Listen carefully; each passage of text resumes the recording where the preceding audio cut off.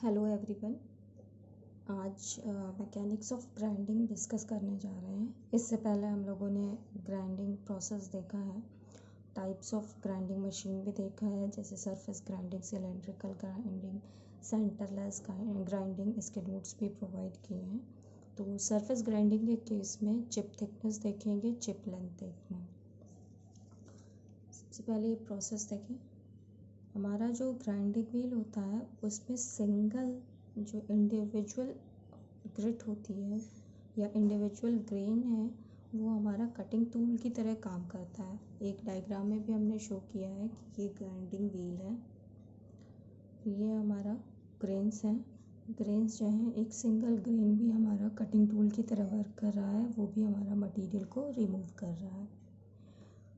Chip thickness find करने के लिए और चिप लेंथ फाइंड करने के लिए हमने कंसीडर कर रखा है, ये हमारा वर्क पीस है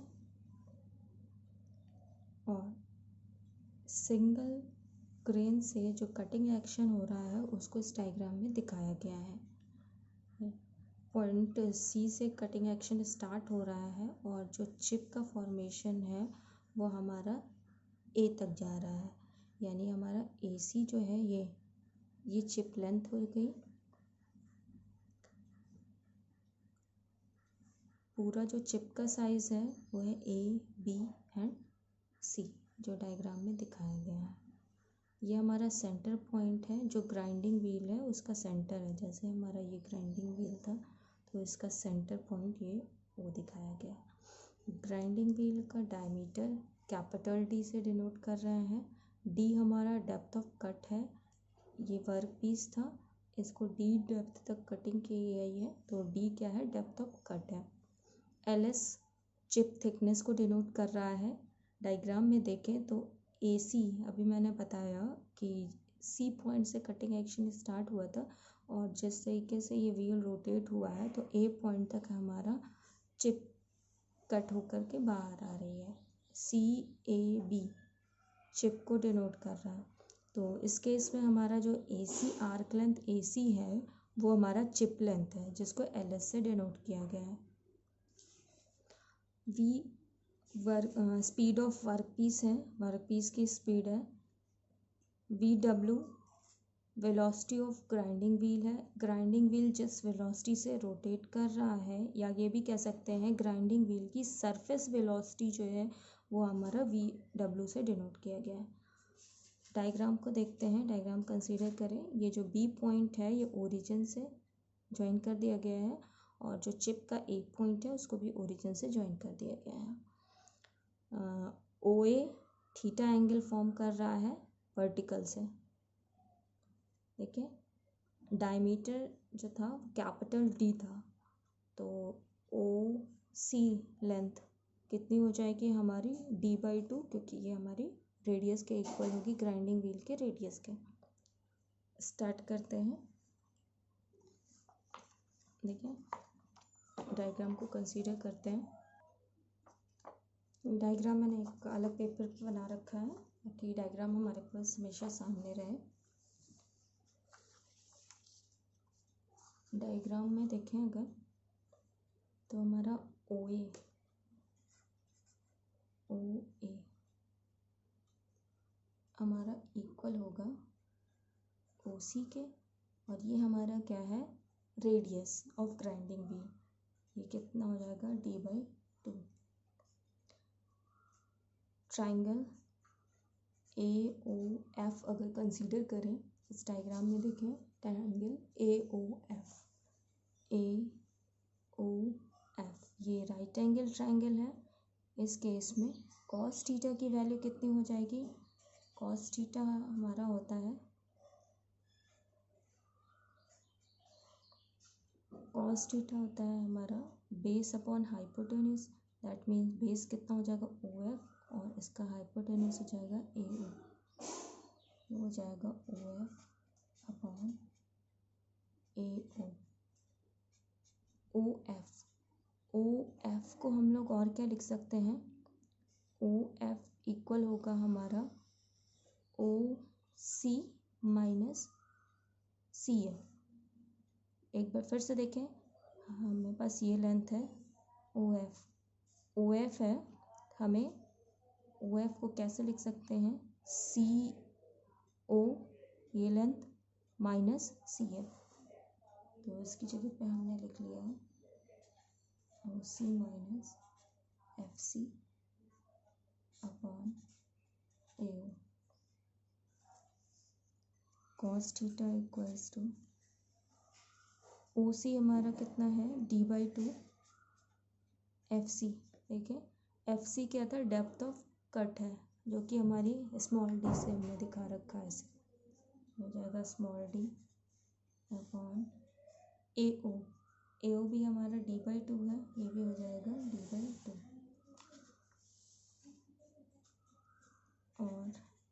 और कैसे कर सकते हैं, cos theta is equals to d/2 से इसको सेपरेट कर लें, d/2 से d/2 cancel, minus d upon d/2, that means ये आ जाएगा 1 माइनस d अपॉन d/2। ये हमारा इक्वेशन 1 आ गई। यहाँ से अगर हम डेप्थ ऑफ कट यानी स्मॉल डी फाइंड करना चाहें cos थीटा के टर्म में, तो वो भी फाइंड कर सकते हैं। स्मॉल डी कितना आ जाएगा हमारा d/2 1 माइनस cos थीटा।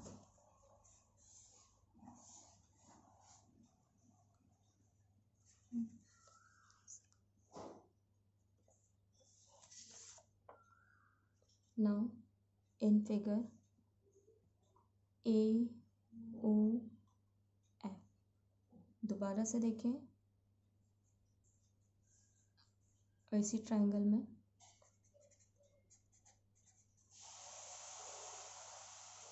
हमें साइन थीटा की वैल्यू चाहिए, तो साइन थीटा कितना हो जाएगा, साइन थीटा इक्वल्स टू हमारा परपेंडिकुलर अपॉन हाइपोटेन्यूस होता है। इस केस में हमारा परपेंडिकुलर ए एफ है और हाइपोटेन्यूस ए ओ है, तो ये कितना हो जाएगा A F upon A O. Actual में जो हमें वैल्यू चाहिए वो ए एफ की चाहिए, तो देखिए ए एफ कितना आएगा,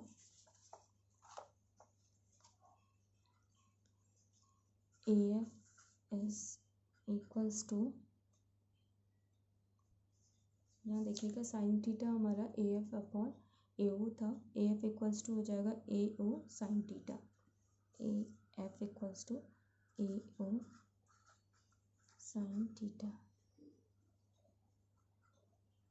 ए ओ कितना है d/2, यहाँ पे देखिए ए ओ या डायग्राम में देख सकते हैं, ए ओ जो है हमारा रेडियस था, जो कि हमारा हो जाएगा d/2 sine theta. Sine theta को हम लोग और क्या लिख सकते हैं, √1 माइनस कॉस स्क्वायर थीटा। ये टिक्नोमेट्री में पढ़े होंगे आप लोगों ने फॉर्मूले।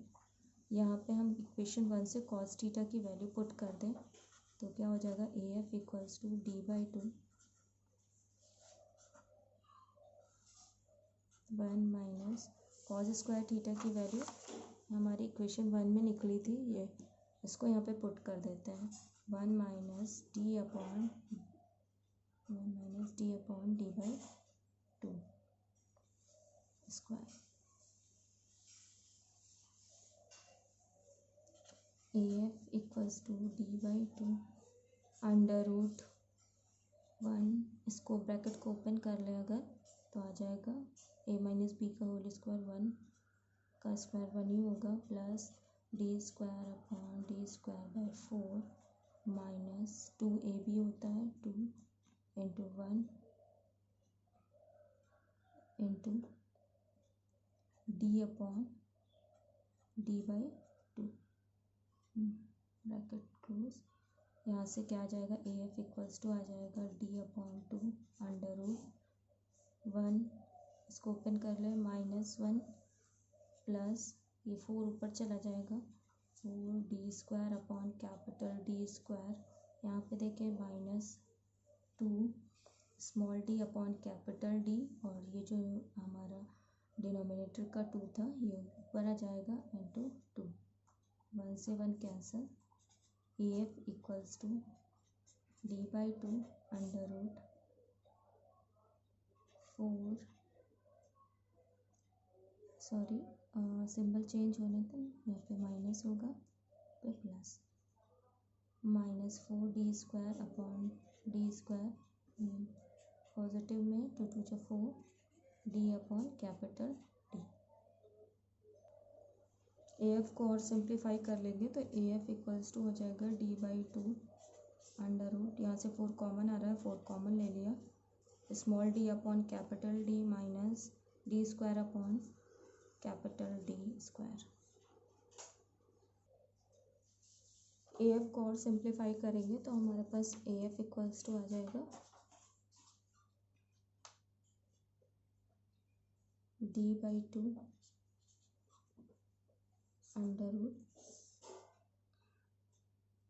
4 कॉमन लिया था हमने इसमें से तो आया था d upon capital D minus d² upon capital D²। यहाँ से हमारा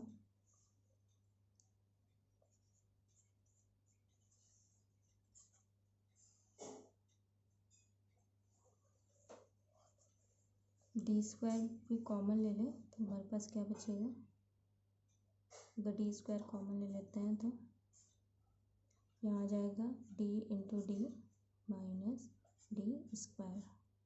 यहाँ पे d² जो था 1/d² हमने कॉमन लिया है तो ये बाहर आ गया है, और यहाँ पे d² नहीं, एक ही d का टर्म था तो वो हमारा मल्टीप्लाई में आ जाएगा, जो कि ये रहा। ये रूट के बाहर आकर के हो जाएगा d/2 इंटू 4 का स्क्वायर रूट होता है 2, d² का हो जाएगा d under root d into D minus d²,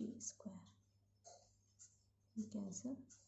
AF की वैल्यू क्या आ गई, under root d into D minus d²। ना एक बार डायग्राम दोबारा देख लेते हैं।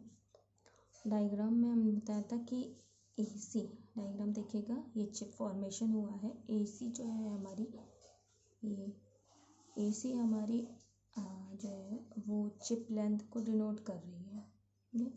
तो अगर LS से हमने डिनोट कर रखा था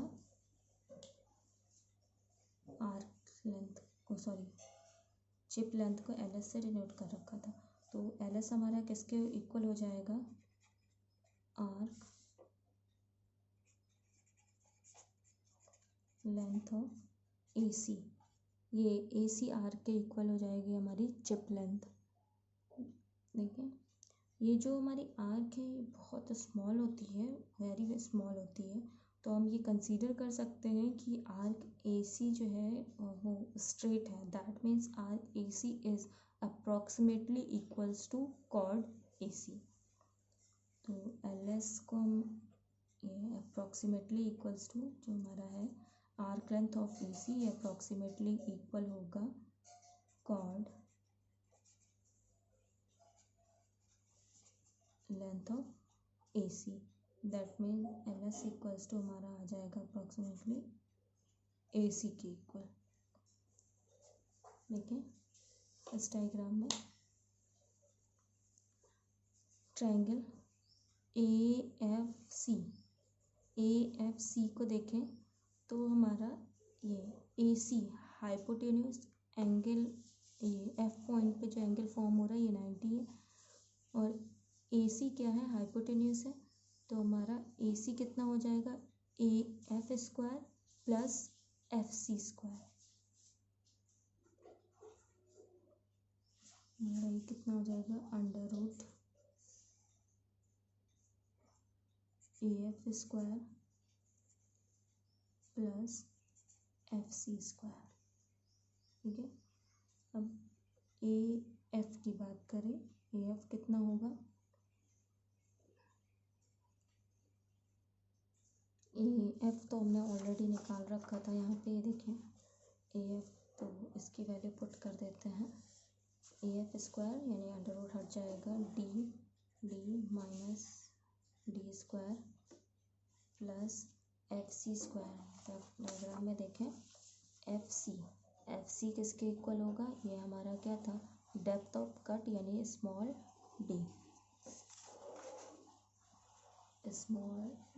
स्क्वायर, ये कैंसिल हो गया, यानी LS की वैल्यू कितनी आ गई हमारी, LS is equals to √D into D. ये आ गई चिप लेंथ।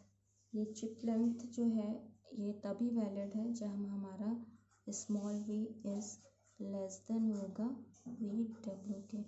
स्मॉल v हमारा वर्क पीस की वेलोसिटी थी और वी डब्ल्यू क्या था, surface velocity of grinding wheel. अगर वर्क पीस की velocity surface velocity of grinding wheel के लेस है तभी हमारी ये इक्वेशन वैलिड होगी। अदर केसेस में एक्सपेरिमेंटली फाइंड किया गया है कि जो LS होता है वो इक्वल होता है, इसके साथ में एक फैक्टर आ जाता है मल्टीप्लाई में 1 + v/v/w, यानी इसका रेशियो। तो ये हो जाएगा 1 + दोनों वेलोसिटीज़ का ratio small v/v/w into D. Other cases में ये फैक्टर हमारा मल्टीप्लाई में आ जाता है। तो हमारा चिप लेंथ आ गई LS equals to 1 + v/v/w into √D into small d। This is chip length in case of surface grinding.